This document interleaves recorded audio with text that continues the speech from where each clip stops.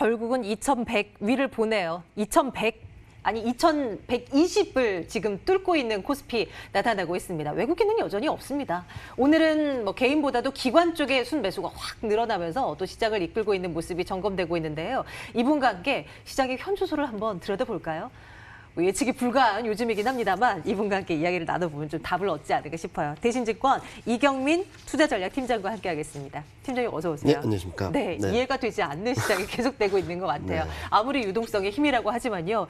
지금 뭐 삼성전자가 3% 이상 올라가고 셀트리온 제약은 거의 20% 가까운 상승을 보여주면서 지수를 그냥 확 끌어올리는 형국이란 말이에요. 이렇게 질문 드려도 될 것 같아요. 왜 이러는 걸까요? 앞서 서두에 말씀하셨듯이 유동성의 힘. 그동안 한국의 유동성이라고 하면 외국인의 수급이 좌지우지했습니다. 외국인이 사면 오르고 팔면 떨어지고. 그런데 올해 한 해를 보면은 그리고 코스피가 1,400대에서 지금 2,100대까지 올라온 흐름을 보면은 누가 샀는지가 명확해집니다. 개인 투자자들이 어마어마한 규모를 샀습니다. 28조 이상을 순매수한 상황인데요. 많은 일각에서는 개인 순매수가 유입되었다는 점들이 시장이 좋다 나쁘다에 대한 관론을박이 있는데 일단은 없었던 부재했던 국내 유동성이 한국 증시로 코스피로 굉장히 세게 강하게 지속적으로 들어오고 있다는 점들은 긍정적으로 볼 수 있겠다라고 생각을 할 수 있겠죠. 또 하나는 개인 투자자들이 저점에서부터 꾸준히 매수했고 최근 시장이 올라가고 있음에도 불구하고 매도세가 없다라는 점들은 시장의 물량을 좀 잠식하는 효과가 있습니다. 다시 말씀드리면 100이라는 물량이 있는 상황에서 개인 투자들이 20을 사놨다면 80에서 기관이든 외국인이든 사야 되는 거죠.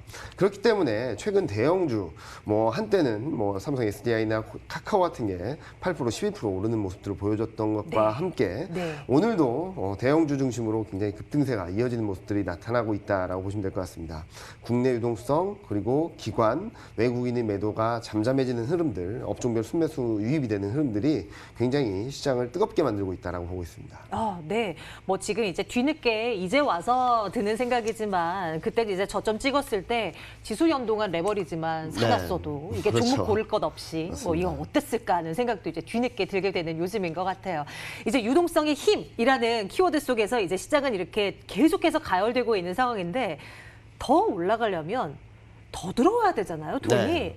이게 앞으로 여력이 얼마나 될까 하는 그 의문은 계속해야 되는 것 같아요. 어떤 생각이세요? 일단은 얼마나 여력이 될 수 있을지 일단 국내를 놓고 본다면 바로 증시로 유입될 수 있는 개인 투자들의 자금은 한 40조 이상 남아있다라고 볼 수 있겠고요. 그러니까 지금까지 매수한 규모보다 더 많은 규모가 대기하고 있고 RP나 여러 가지 대기성 자금들을 감안해보면 100조 이상을 말씀하시는 분들이 많습니다. 여기다가 예금 여러 가지 시중 유동성을 감안해보면 매수 여력은 충분하다라고 볼 수 있겠고요. 요즘에 금리 거의 이제 0%까지 떨어졌잖아요. 이런 거 보면 주식시장으로의 어떤 관심도가 더 증폭될 수밖에 없는 분위기인 것 같아요. 그리고 많은 분들이 보셨듯이 대형주를 사는 이유 중에 하나는 정보의 차이, 그러니까 펀드 매니저나 애널리스트나 그리고 개인 투자하시는 분들이나 정보의 갭이 줄어들었다는 점도 있고 경험을 했다는 거죠. 미국 증시를 통해서. 테슬라, 구글, 아마존 엄청나게 큰 기업이라고 하는 종목들도 5배, 10배씩 나는 흐름들을 봤기 때문에 그런 것들을 봤기 때문에 많은 분들이 대형주에 집중하고 코스피가 폭락을 했을 때 삼성전자, 하이닉스, 현대차 이런 대형 종목들을 대거 매수했던 동력이 되지 않았나라는 생각을 하고 있습니다. 네네. 이제 6월 초인 거잖아요. 6월 이제 시작한 지 이틀밖에 지나지 않았습니다만 정말 핫한 그런 분위기가 연출이 되고 있어요. 이번 한 달간 우리가 눈여겨봐야 할 변수들 그것도 많을 텐데요. 어떤 것들 좀 우리가 생각을 해두고 있을까요? 일단은 여러 가지 변수들이 있는데 서두에 말씀하셨듯이 단기적으로 과열권이고 그리고 밸류에이션이 부담이 커진다는 것은 맞는 겁니다. 왜냐하면 12개월 포워드, 그러니까 12개월 선행 PER을 보면은 12배를 넘어섰거든요. 2070선이 12배였는데 이를 넘어섬으로써 과거 금융위기 이후 급반등을 하는 과정에서 이 고점까지 넘어서고 있습니다.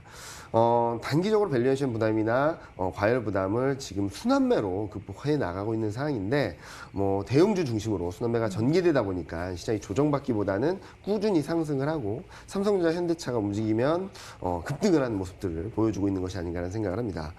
그런 상황에서 국내적으로는 크게 문제될 만한 이슈들은 없는데 해외 네. 쪽에 조금 불안 요인들이 있습니다. 뭐 미중 갈등은 뭐 크게 불거지지 않은 상황인데 플로이드 시위라고 하는 미국 쪽에서의 시위가 좀 격화되는 양상들을 좀 지켜보실 필요가 있는데요.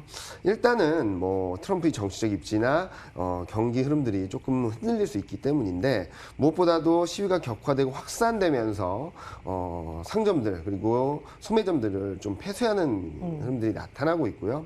또 하나는 코로나19 확진자 수가 증가한다라는 이슈들이 있습니다. 실제로 워싱턴 같은 경우는 경제 활동 재개 단계를 2단계로 상향 조정하려다가 코로나19 확진자 수가 늘어나면서 1단계를 유지하기로 했다고 하거든요.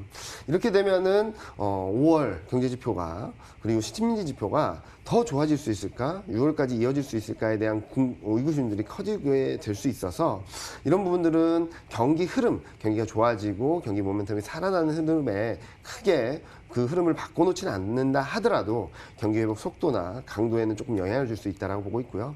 한편으로 생각을 해보면 미국 내부의 문제라고 본다면 이로 인해서 달러가 약해질 수 있습니다. 그렇게 되면 신흥국 증시라든지 원자재 쪽에 좀 더 긍정적인 분위기가 만들어질 수 있다는 점들이 아마 최근 미국 증시가 흔들리거나 상승폭이 제한적임에도 불구하고 또는 미국 증시가 오르는 것보다 한국이나 중국 홍콩 증시가 강세를 보이는 네. 것도 아마 이런 복합적인 흐름들이 작용하고 있다고 생각을 합니다. 충분히 그렇겠네요. 오늘만 하더라도 외환 시장에서 원달러는 또 크게 이제 밀리고 네. 있는 그런 상황이기도 하고, 이제 그 경기 활동에 대한 경제 활동에 대한 재개 뭐 이슈들이 그래도 조금은 이제 불거져 나오면서 어느 정도 이제 경기 회복이 빨라질 것이야. 이제 하반기는 네네, 괜찮을 맞습니다. 것이야라는 기대감 때문에 또 주식시장이 이렇게나 네. 올라오고 있는 거잖아요. 근데 실질적으로 아직까지는 지표들 이제 뚜껑을 열어보면 아직까지는인 것 같아요. 아직도 좀 부정적인 그 지표들요. 일단은 반등의 강도나 폭이를 봤을 때는 네. 약간 미흡한 건 맞습니다. 네네. 그런데 이런 상황에서 플로이드 시위가 이거를 좀 정체시키거나 아니면 지연시킬 가능성이 있어서 네. 저는 지금 시점에서는 뭐 추격 매수, 그러니까 보유 전략은 맞다라고 생각을 해요. 네. 근데 여기서 네. 추격 매수를 하기는 조금 부담스럽지 않나라는 생각을 하고요. 지금 현재 시점에서는 6월 중순에 있을 미국을 비롯한 글로벌 전반적인 실물 경제 지표들을 조금은 확인하신 다음에 대응하셔도 늦지 않다라고 생각을 합니다. 만약에 이쪽에서 잘 나와서 시장이 올라간다고 한다면 단순히 지금까지 유동성의 힘, 경기는 좋아질 거야라는 기대감이 올라왔다면 그 다음 상승은 유동성 플러스 경기 모멘텀이라고 볼 수 있겠죠. 경기 성장 전망을 보면은 올해 하반기에는 GDP 성장 전망치는 플러스 반전을 하고요. 내년 상반기까지 플러스 폭을 확대해 나갈 전망입니다. 다시 말씀드리면 지금까지는 유동성 플러스 불확실성 완화였다면 다음에는 유동성 플러스 펀더멘털 모멘텀이라는 측면에서 좀 더 강한 어쩌면 지금보다도 더 단단한 상승이 나올 수 있기 때문에 지금 단기적으로 봤을 때는 네. 지금 오늘같이 급등할 때 좋은 종목들을 추격 매수하기보다는 최근 순환매가 좀 빠르게 전개되고 있다 보니까 좀 등락 과정을 활용해서 조정 시 분할 매수 대응 전략이 조금 더 유리하지 않을까라는 생각을 하고 있습니다. 우리가 경험해보지 못했던 쇼크로 인해서 시장은 충격을 받았지만 금세 이제 회복이 됐듯이 그리고 또 이렇게 또 많이 올라와서 경기에 너무 앞서서 주가도 이제 네. 올라선 측면이잖아요. 결국은 키 맞추기는 현재 경제 상황과 주가가 이제 키 맞추기는 조금 이뤄질 가능성이 있다고 봐야 되겠죠. 그런 키 맞추기 정도의 단기 조정이나 숨고르기 과정은 나타날 수 있다라고 생각을 할 수 있겠고요. 네네. 그런데 경기의 흐름, 경기 모멘텀의 경로를 봤을 때는 조정이 있는데 이거를 2차 하락이야 그래서 피하기보다는 네. 오히려 비중이 많으시지 않은 분들은 좀 더 적극적으로 대응하실 기회다라고 생각을 하고요. 만약에 비중이 많으신 분들 같은 경우는 그냥 편하게 좀 긴 안목에서 시장을 바라보셔도 아마 올해 말 내년 상반기까지는 지금보다도 높은 수익률을 거두실 수 있지 않을까라는 생각을 하고 있습니다. 네. 막 그 말씀 드리니까 이제 신이 나요. 이제 주식 투자를 해야 되나 하는 생각이 드는데 늘 이제 고민이 되는 것은 방금 말씀 주셨듯이 이제 올라가는데 추격 매수를 하려니까 부담이고 네, 맞습니다. 그렇다고 좀 소외되는 종목을 찾으려니까 이게 맞나 싶기도 하고 네. 그렇거든요. 이 가이드는 좀 어떻게 좀 세워주시겠어요? 전략적인 측면이요. 주도주와 소외주를 좀 구분해서 봐야 될 것 같은데요. 많은 분들이 최근 인터넷이나 2차 전지 관련된 종목들이 좀 흔들려서 네네. 주도주가 바뀌었냐라고 많이 말씀들을 네. 하시는데 네. 그거보다는 주도주는 명확해졌습니다. 반도체, 2차 전지, 인터넷. 이 종목들이 코스피 기술적 반등 이후에 2,000선까지 끌어왔던 업종들이거든요. 네. 2,000선 끌어오는 과정에서 워낙 독보적인 상승을 보이다 보니까 단기적으로 부담이 있었고 이로 인해서 이들 주도주가 좀 쉬는 구간에서 소외주들이 좀 반등이 나오고 있다라고 보시면 될 것 같아요. 따라서 주도주라고 볼 수 있는 반도체, 인터넷, 2차 전지는 지금이라도 매수하셔도 특히 인터넷 같은 경우는 급등세를 보였다가 최근 상대적으로 부진한 모습들을 보여주고 있거든요. 네. 이처럼 변동성이 커질 때 비중을 늘려가시는 전략이 맞다라고 생각을 하고 소외주라고 할 수 있는 뭐 자동차라든지 철강, 은행 이런 종목들이 최근 굉장히 뜨겁게 움직이고 있는데 그렇죠. 단기적인 관점에서 소외주와 주도주 간의 가격 갭을 줄이는 차원에서의 반등 정도로 보시고 목표 수익률을 한 10에서 15% 정도로 좀 짧게 가져가시는 게 맞지 않을까라는 생각을 하고 있습니다. 그 주도주라고 말씀 주셨던 그 세 가지 섹터 있잖아요. 반도체, 2차 전지, 인터넷이요. 뭐 조정이 나왔을 때 들어간다라는 이 생각은 아 그렇구나라고 싶은데 대체 어느 정도가 조정이지? 라는 생각을 하신다면 그렇죠. 어떤 지금 말씀 보면은 주시겠어요? 조정을 받아도 뭐 이전처럼 뭐 급락을 하기보다는 그런 게 아닌 것 같아서요. 네, 뭐 많이 조정을 받아봐야 5에서 10% 네, 내외 네. 그 정도이기 때문에 제가 앞서 말씀드렸듯이 조정시 분할 매수라는 차원에 있어서는 5% 정도 하락했다라고 생각을 하신다면 그때부터 분할 매수를 들어가시는 게 맞지 않을까라는 네. 생각을 합니다. 팀장님 그쪽은 어때요? 그 뭐 오늘 또 보니까 뭐 화장품 관련주들 뭐 비롯해서 또 그동안 상대적으로 조금 덜 네. 올랐던 그런 중국 관련 소비주 네. 쪽으로도 좀 관심이 쏠리는 것 같은데 이들 쪽으로의 관심도 일부 단기적으로는 좀 가져가도 가능하다라고 괜찮을까요? 생각을 합니다. 지금 앞서 말씀드렸던 것처럼 1차적인 순환매의 주도주는 대표적인 가치주라고 할 수 있는 자동차, 뭐 철강, 뭐 그리고 은행, 네, 네. 증권, 보험 이런 업종들인데요. 네. 이들 업종들은 회복률, 그러니까 2020년에 하락했던 것만큼 하락분의 얼만큼 회복했는지를 비율을 봤을 때 최하단에 있었던 업종들입니다. 그러니까 가장 많이 못 오르고 회복이 더뎠던 업종들 먼저 급반등을 했다라고 보시면 될 것 같고요. 그 다음 대상이 중국 소비 관련주들이거든요.